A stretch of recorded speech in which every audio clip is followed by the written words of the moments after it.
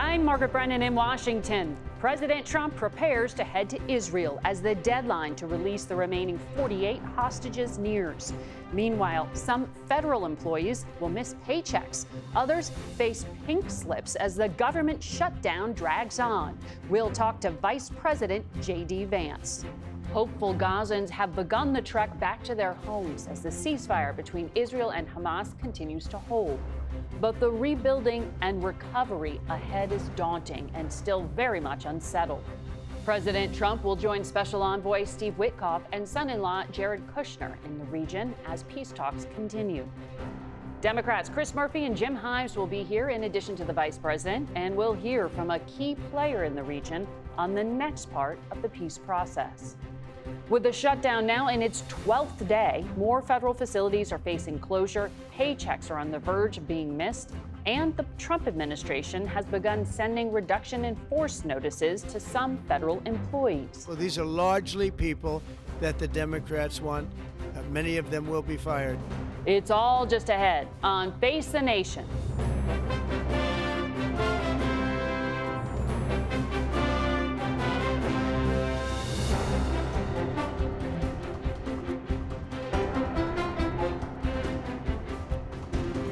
Good morning and welcome to Face the Nation. We begin today with Vice President JD Vance, who joins us from Cincinnati this morning. Good morning to you, Mr. Vice President. Good morning, Margaret. Thanks for having me. We are getting very close to that 72-hour deadline for the hostage release. I think the world is holding its breath here. Is the administration seeing signs that Hamas and Israel are complying with everything they need to and that this will go ahead? Yes, Margaret, so knock on wood, but we feel very confident the hostages will be released and that the president is actually traveling to the Middle East likely this evening in order to meet them and greet them in person. It's a big day for their families, but I think more importantly, it's a big day for the entire world. The President of the United States set to his entire diplomatic team, especially Marco Rubio, Steve Witkoff, and Jared Kushner, to go and get a deal done, to stop the war in Gaza, to begin to rebuild Gaza so the population could live there in peace and prosperity, to actually eliminate the threat of terrorism to our friends in Israel, which is very, very important, and also to bring the hostages home alive. It was a very tall task. He pursued a very non-traditional diplomacy with people who were not 40-year diplomats, but people who brought a fresh perspective to it. And of course, the president was criticized for it. The diplomatic team was criticized for it. But I think that because he chose a different pathway, he didn't just do what everybody else in the past had done. We are now on the cusp of a sustainable peace in the Middle East. It's a great moment. Those are some very ambitious plans in phase 2, in particular, of this deal. Let me ask you about some of the details, because the administration has pledged about 200 U.S. troops from Central Command to be part of implementing this deal. They're not going to be in Gaza, but how long will they be involved here? And more broadly, is the Trump administration fully committed to keeping the pressure on? Because those things you just mentioned aren't going to happen overnight in terms of dismantling Hamas and building towards a stable Gaza. You're exactly right, Margaret. It is going to take consistent leverage and consistent pressure from the President of the United States on down. I know the President is very committed to doing that. But you asked about the 200 troops from Central Command. I think you put it accurately. These are not troops who are going to be put in Gaza, but they're troops who are already at Central Command. They've been at that base for many, many years, and they're going to help monitor and mediate this peace. Inevitably, there are going to be conflicts here. There are going to be things that the people in Gaza disagree with Israel about, that the Israelis disagree with the Gulf Arab states about. We see our role really as mediating some of those disputes and ensuring that the pressure stays on everybody to achieve a durable and lasting peace. One of the underreported elements of this deal, Margaret, is that the president convinced the entire Muslim world, really, both the Gulf Arab states, but as far in Southeast Asia as Indonesia, to really step up and provide ground troops so that Gaza could be secured in safety. And that actually makes it possible to rebuild. It makes it possible to dismantle those terrorist networks. It makes it possible to ensure that lasting peace that all of us care so much about. So we think that the Arab countries, the Muslim majority countries, are going to step up in a big way with troops on the ground. We're going to continue to play our mediation role. And I think that's a very, very good place for all of us to be. It's been successful thus far. And of course, we're going to work to make it as successful all the way through as we can. A big picture, though, when it comes to American security. You said back in July that you'd seen what you called heartbreaking images of little kids who are clearly starving to death in Gaza, and that, quote, Israel's got to do more to let that aid in. Are you concerned that even if, God willing, this war ends, America's security has been endangered by this perception that America has been okay with Israel and in support of it, despite conduct that clearly you and the president didn't agree with?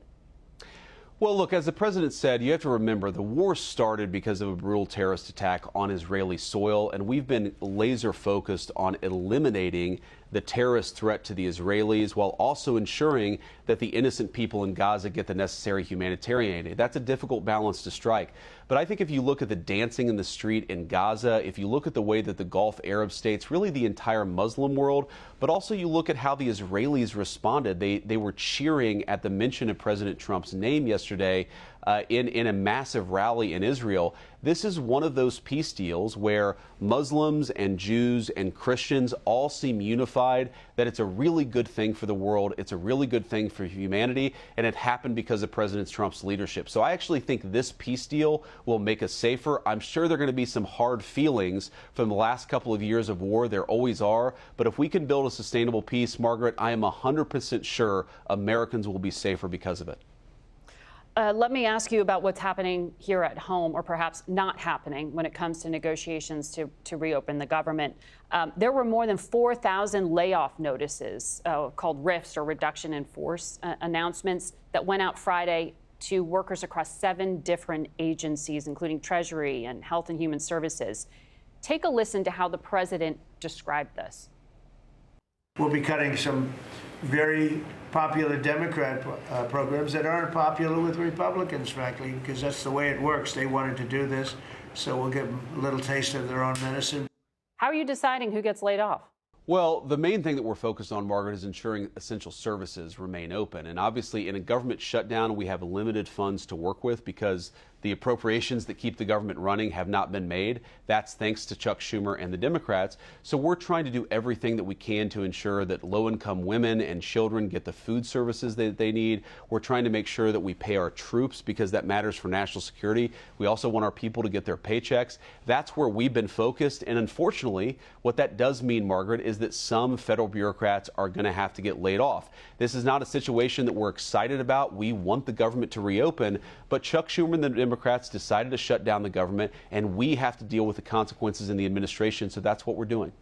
Well, these aren't furloughs. These are notifications of being laid off, of losing their jobs. That's why it's a little different this time. And specifically, when it comes to what's happening within the health sector, CBS did confirm on Saturday that the Trump administration went and rescinded some of the layoffs of hundreds of CDC scientists who were mistakenly laid off on Friday and then told Saturday that's not the case. But some of them were involved with the federal measles response. Some of them were involved with the response on Ebola. How does a mistake like this happen? Did the White House even talk to the CDC? Well, so two responses to that, Margaret. First of all, I want to assure the American people that the frontline healthcare workers, the people who monitor measles, Ebola, and other infectious diseases, those people are still on the job, and we're trying very hard to figure out how to ensure those people get a paycheck, of course, because we want them to be happy and healthy. We want them to be able to do their jobs well. But the second point, Margaret, is the government shutdown inevitably leads to some chaos. We are figuring out how to take money from some areas and give it to other areas. That chaos is because Schumer and the far left Democrats shut down the government. We have to remember, Margaret, that the vast majority of Republicans, and to their great credit, a number of moderate Democrats have consistently voted to reopen the government. But if Chuck Schumer and the far left Senate Democrats are going to shut down the government, that is going to lead to some chaos. So you ask, how does this mistake happen? It happened because Chuck Schumer shut down the government, and we're trying to make sure that essential services still function in the face of that shutdown.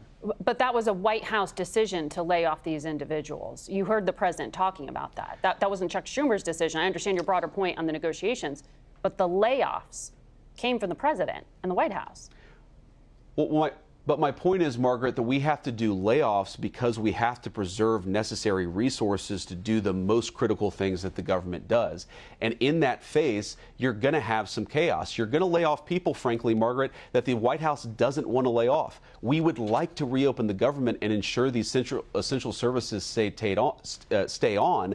But unfortunately, in an environment where we're dealing with limited resources, where the government is shut down, we've got to move some things around. And in that moving things around, there is some chaos, there is some unpredictability, but we're trying to do everything that we can with the hand of cards that Chuck Schumer and the Democrats have dealt us. That's our solemn promise, and that's our duty to the American people. But there's going to be chaos. That's why we want to open the government. That's why we want the Democrats to accept that the government should be open. But are you confident that these job cuts are legal, that these reductions in force during a shutdown are going to withstand legal scrutiny, given that some unions are saying this is a violation of the Anti-Deficiency Act? Well, we are confident, Margaret. Of course, we always follow the law and we always follow court cases. And we think that we have the authority to do what we need to do. I'm sure that some people will sue and that will get figured out in court. But the reality is, we have to remember, why are we in this situation, Margaret? All these conversations about whether it's a temporary layoff or a permanent layoff, we're dealing with a terrible, chaotic situation because Chuck Schumer and a few far-left Democrats decided to shut down the government. If they just joined with the moderate Democrats and the vast majority of Republicans, we can open up the government and all of these conversations will no longer be necessary. When I pressed Leader Schumer on this program just last Sunday about this, about reopening the government, he said it's going to take getting everyone in the same room with the President of the United States. Only the 5 people, including the President, he said, can solve it. Why doesn't the President insist that lawmakers come back to Washington, sit with him, and talk this through? Well, as Chuck Schumer said, it's not all lawmakers. It's the Senate leadership that really is driving this shutdown. The House has already passed a bill to reopen the government. It's the Senate. And again, it's a far left sort of contingent of Senate Democrats. But the president says he's a deal maker. Keeping the government shut down. Why doesn't he force a deal here? Why doesn't he tell Republicans, like the Speaker, get your lawmakers back here, come into my office, let's hammer this thing out? Margaret, it's a totally fair question, and the answer is because this isn't a deal-making, this isn't a negotiation, this is hostage-taking. Chuck Schumer has not said to us, this is what we need.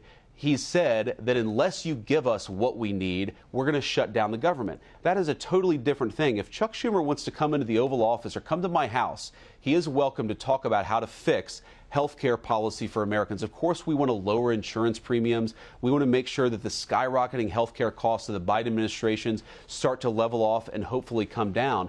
That's one conversation. But you don't come into the Oval Office and say, unless you, the President of the United States, give us everything that I want, I'm going to shut down the government. I'm going to deny low-income women and children their food benefits. I'm not going to pay the troops. That is what Chuck Schumer has put us in the situation of doing. We don't negotiate with a person who has taken the entire federal government hostage over a health care policy dispute. And I think that basic principle, you saw Barack Obama say this to Ted Cruz and a number of Republicans.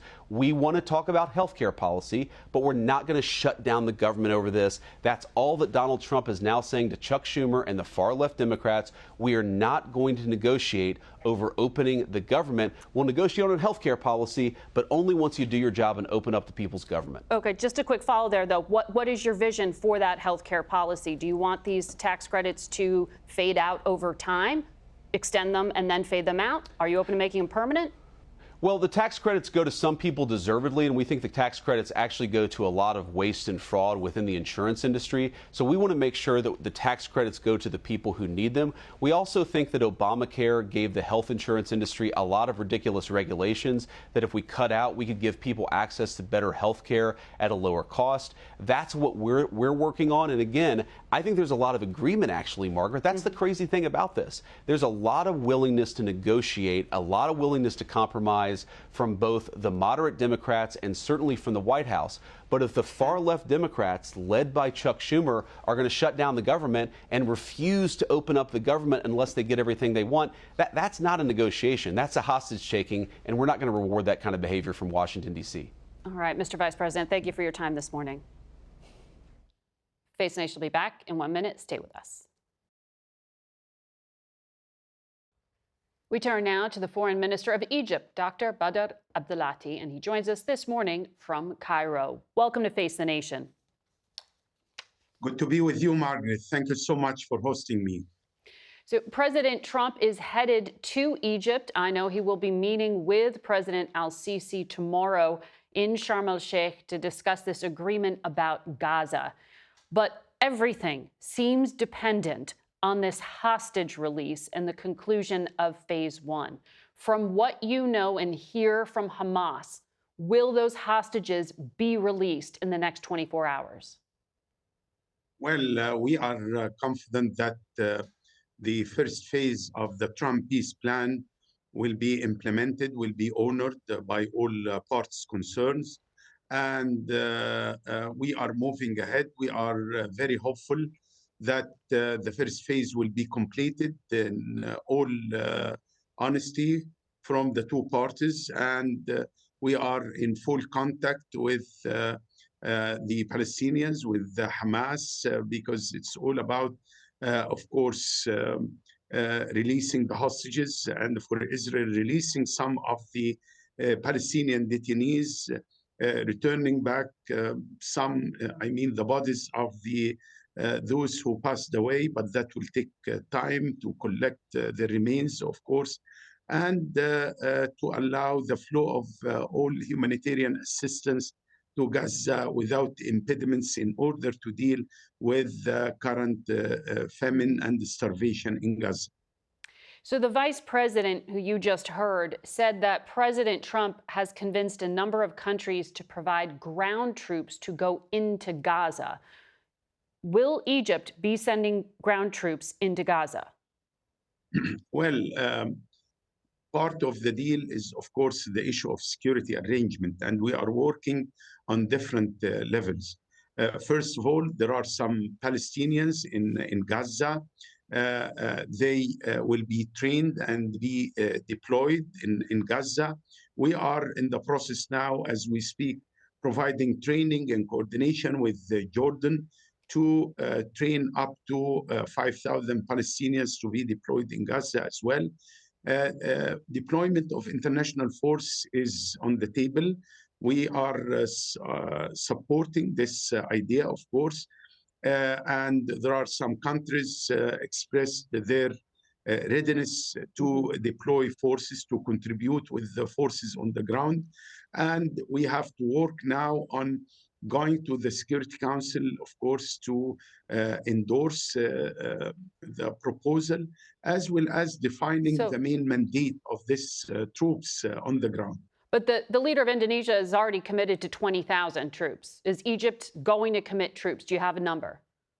We are going to support and to commit troops within specific parameters. As I mentioned, we must have a mandate by the Security Council to endorse it, and of course to specify the mission of the troops on the ground, which will be peacekeeping, and how to provide training to the Palestinian policemen in order to do their job, to have law enforcement on the ground, and of course to define the whole mission. Yeah. And for how long, because it will be a transitional one, in order to help to the Palestinians to assume their full responsibilities and to till we have the realization of the Palestinian state on the ground. You are committing there to a Palestinian state. The President of the United States has given a more vague language. And when I pressed the Secretary of State on this point just last weekend, he said this is far off in the future. How long do you think it's going to take before Palestinians are ruling Gaza and that we will see a state? Well, what's very urgent now is, of course, ending this war on the innocent civilians in Gaza, provide as much as food and medicine to the people there, and then we have to move forward with regard to the early recovery and reconstructions of Gaza. and of course, talking about issues related to the governance and the security arrangement in Gaza.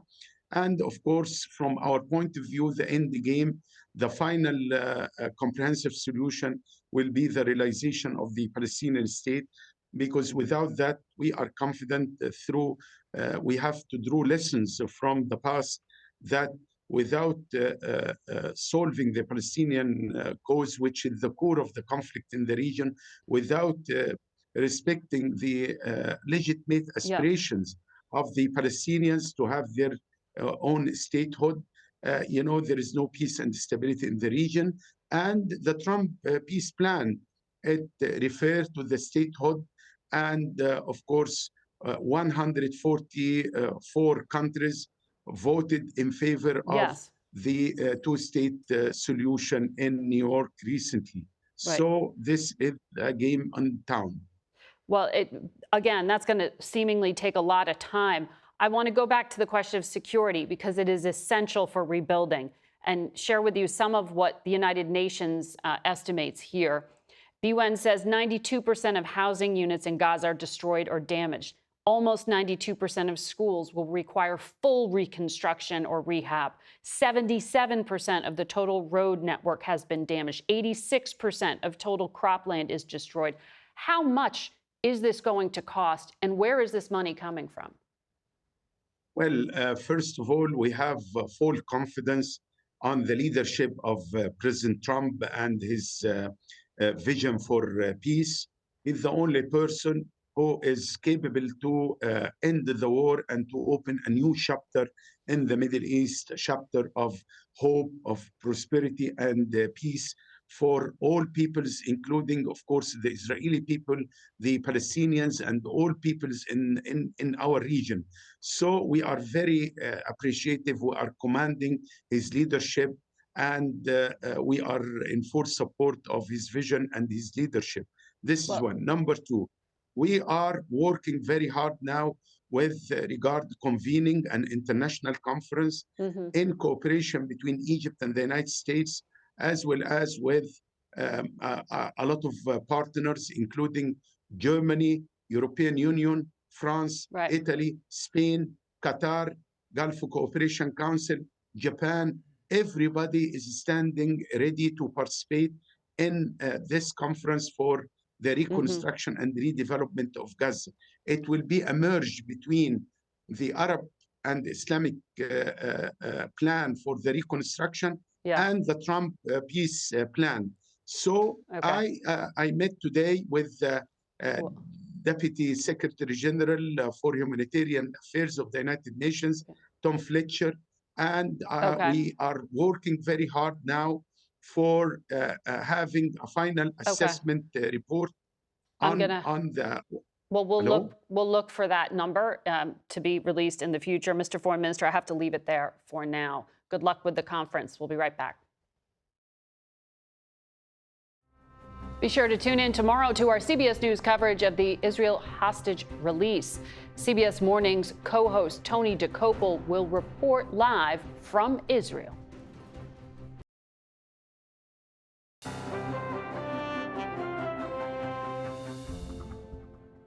And welcome back to Face the Nation. There are 200 U.S. troops going to Israel to help coordinate the Israel-Hamas ceasefire.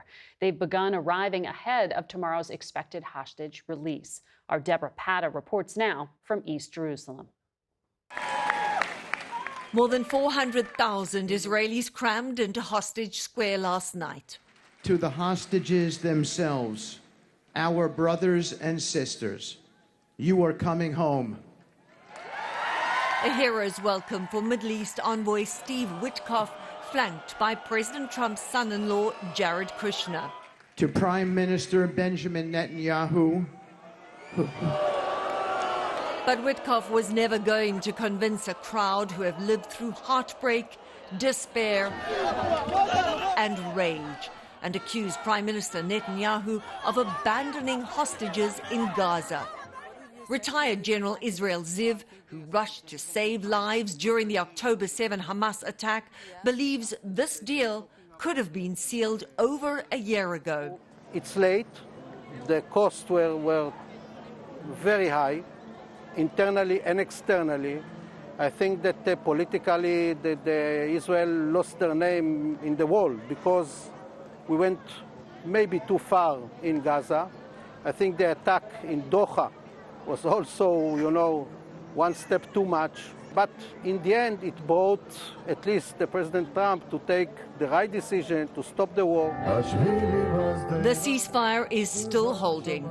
48 hostages, living and dead, will be exchanged for 250 Palestinian prisoners serving life sentences and 1,700 detained since October 2023. The deadline is Monday.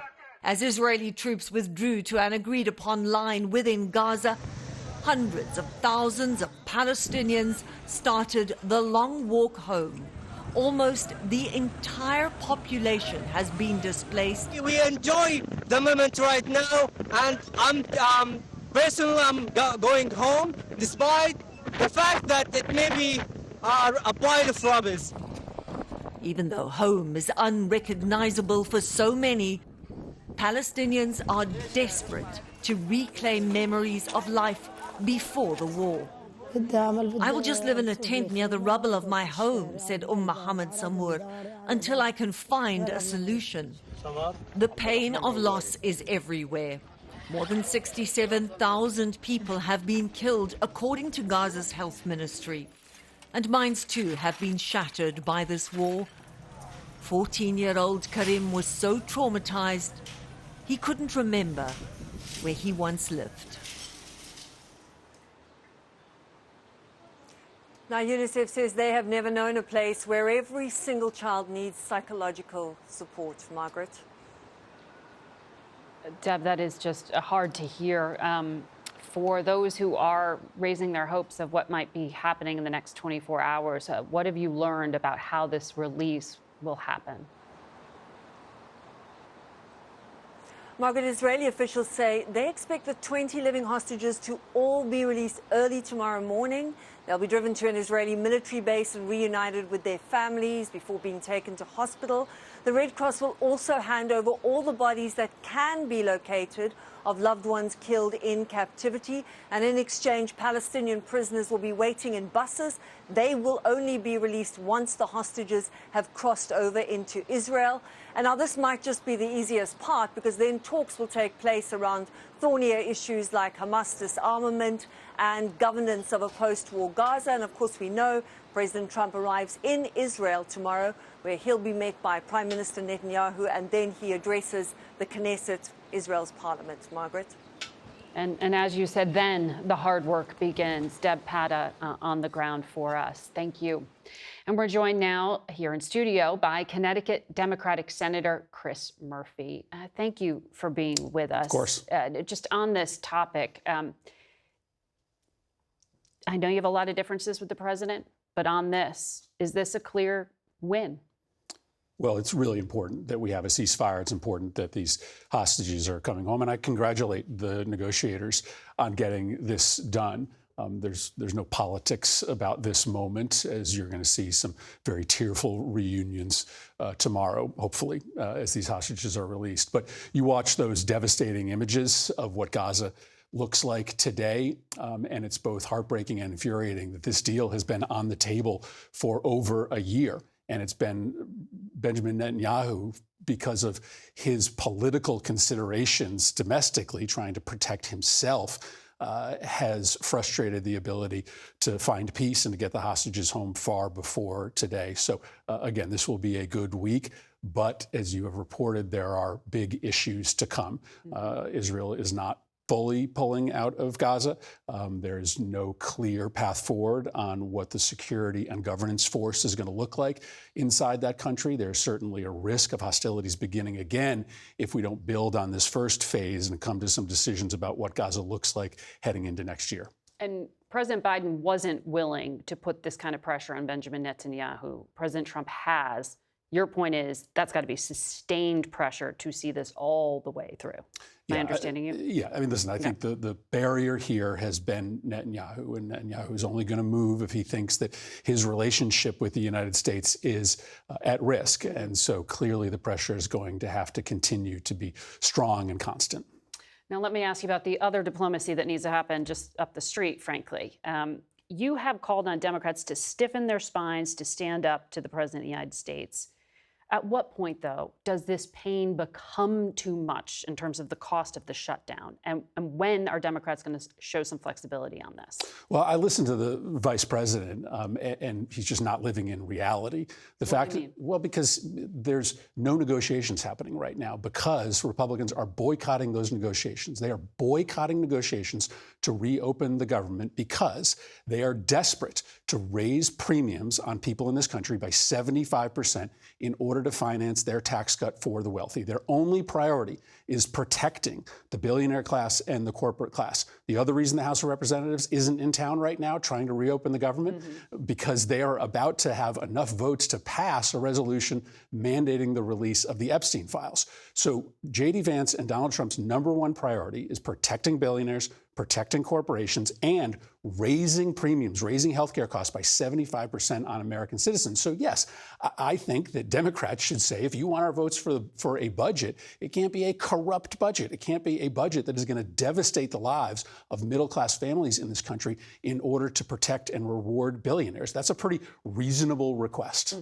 You're talking about the premiums that will increase an average of about $1,000, I believe, for those who are using some of these. Well, that's the healthcare average, but programs in Connecticut, some families will see a $25,000 increase in premiums. And again, in order to afford a $270,000 tax cut for the richest families in this country. Because also it wasn't dealt with earlier when Democrats were in leadership here. But you did hear the vice president say when it came to health care, the administration's open to a discussion. We want to lower insurance premiums. That was a quote there. Did you hear any chance at an opening? I mean, there are no negotiations happening, in large part because the House of Representatives isn't even here. They've been on an unprecedented 5-week recess because they do not want to risk their billionaire tax cut. And they also don't want to talk about the president's lawlessness. I mean, that's the other thing that we have to talk about in this budget. If we're going to fund this administration, we need to fund an administration that is paying attention to the law. I would be a sucker, Margaret,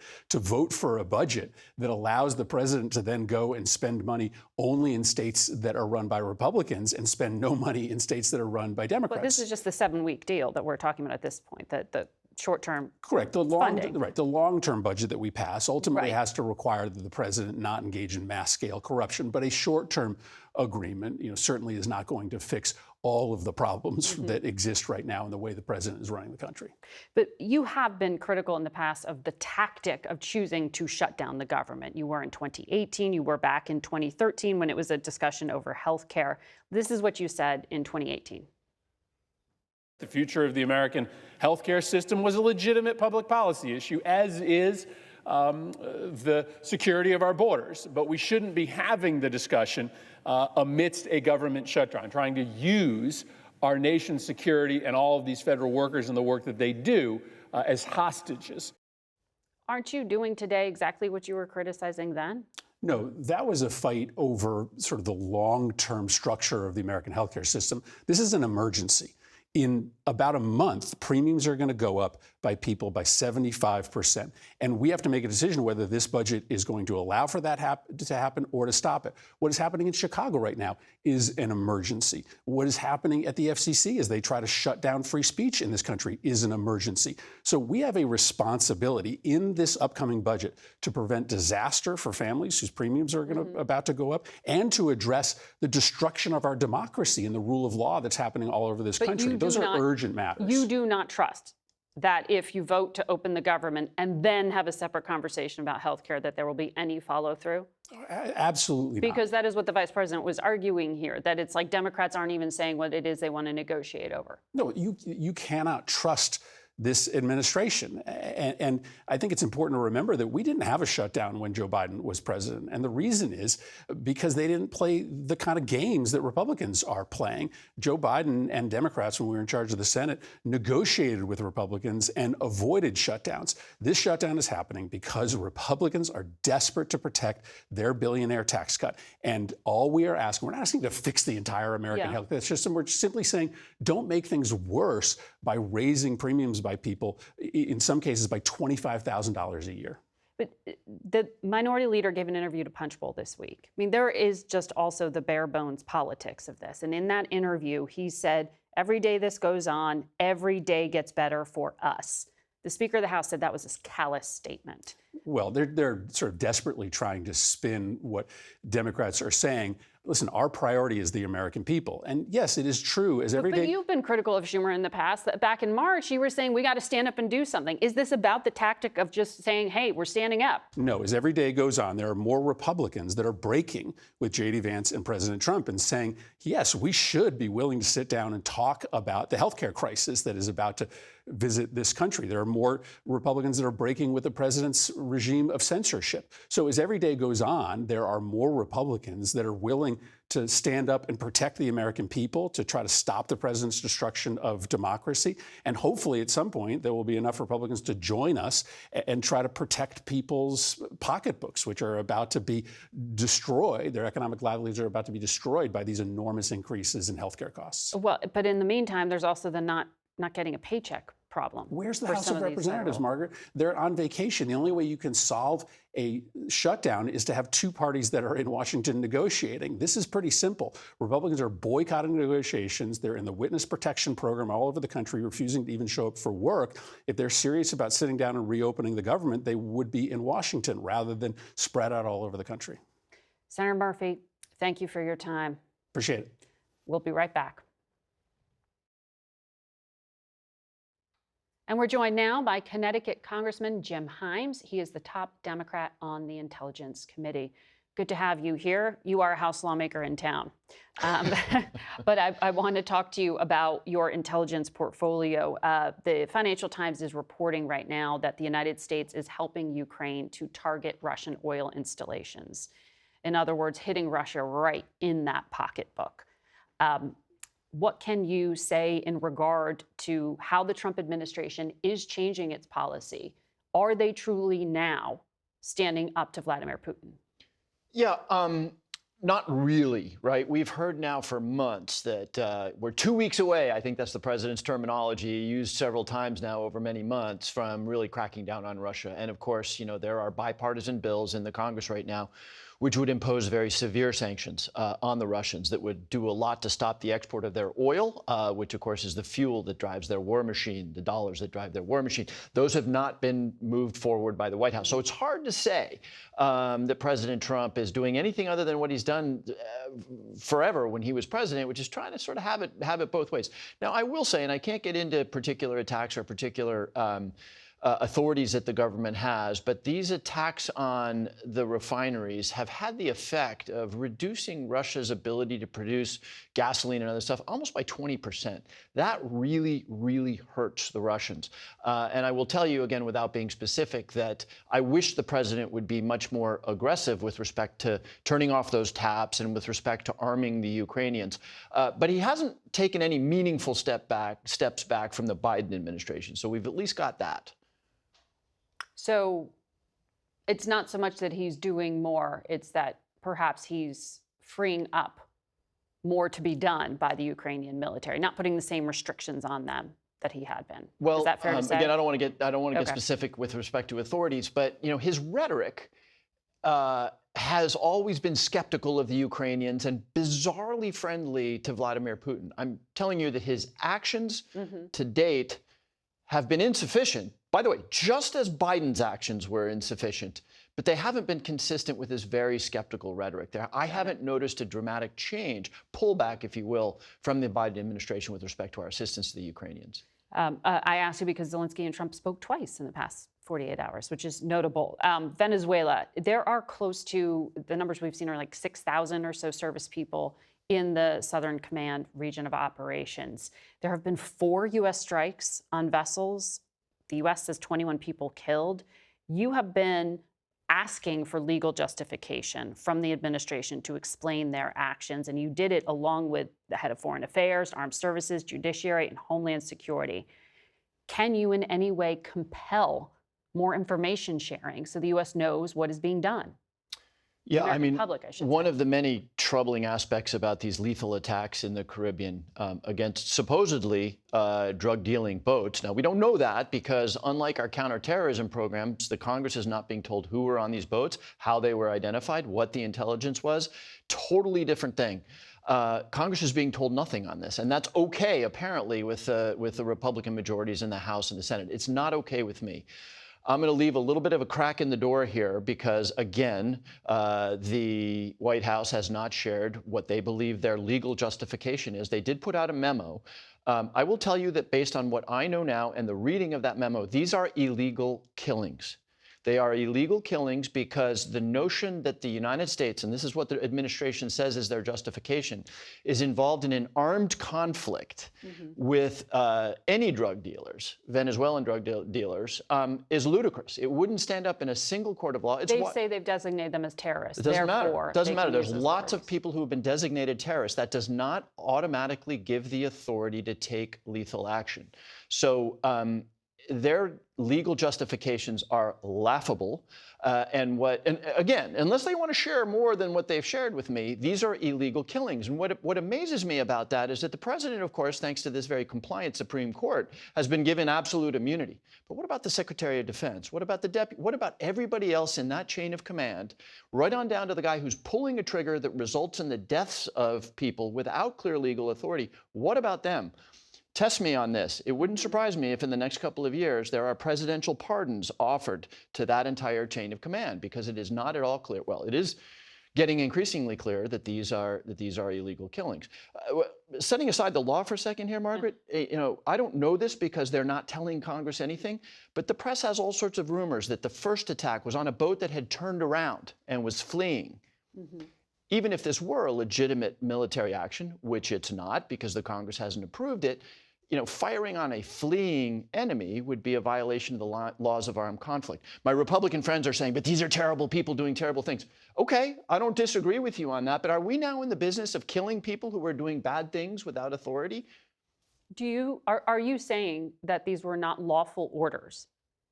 Again, that the military was because what we constantly hear from our military leaders is, do not worry, our United States military is going to be reliant on the Constitution and only carry out lawful orders. Are you saying that these members of the military who were the trigger pullers did something else? I am saying that to all appearances, these are illegal killings. And you can get 1,000 different lawyers of both parties on this show to tell you that at best the legal authorities are questionable. So I am fascinated by why the chain of command is so confident that the lethal activities they're taking are legal. Yeah. They don't look that way to me. And this is a big deal, right? I mean, I understand that right now we're in a very polarized environment, so it's going to be very hard for a Republican colleague of mine to make the statements that I have just made. But the worm turns, Margaret. In 1968, we convicted of murder a Lieutenant Calley, because he and his unit killed probably hundreds of people in My Lai in Vietnam, and there were prosecutions after that. So I'm a little fascinated about why that chain of command is so comfortable undertaking killings just because the Trump administration says, oh, it's okay. Not an administration that is known for their adherence to the law or to the Constitution. Well, that is a huge topic, and I want to continue covering that with you. But I need to ask you as well about the shutdown and the cost in your home state. We saw from just USAA, which is a lender and a bank to many people who work for the federal government, they said that they've had to provide $150 million in no-interest loans to 45,000 people in just over 48 hours. That's a cash crunch for a lot of people. What's happening in Connecticut? So, I'll tell you a Connecticut story. The day after the shutdown went into effect, I went up to see the National Guard at Windsor Locks Airport. We were deploying 500 Connecticut National Guard members to the Middle East. These were 22, 23-year-olds. None of them are wealthy. none of them are going to get paid on October 15th. And I heard the vice president on your show say that this is about the Democrats. The American people understand that the Republicans control the White House, they control the Senate, and they control the House. So when the vice president of the United States is saying this is all about Chuck Schumer, who the American people rejected in the last election, I think the American people see through that. Well, the White House seems to be trying to take that issue off the table. The president posted on social media that they're going to repurpose funds somehow to pay the military, at least for this pay cycle. Is that sustainable? Is that legal? Probably not. Again, we just had a little conversation about the White House's understanding of United States law, which is pretty tentative to say the best.